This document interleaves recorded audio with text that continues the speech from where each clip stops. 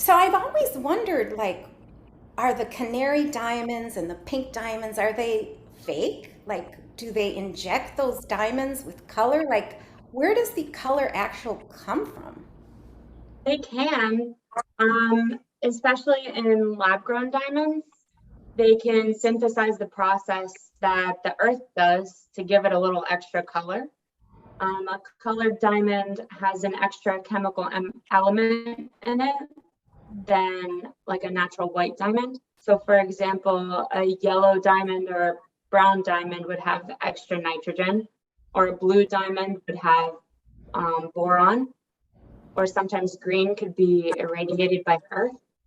So is that considered a natural process then, or a chemically induced one that's not natural?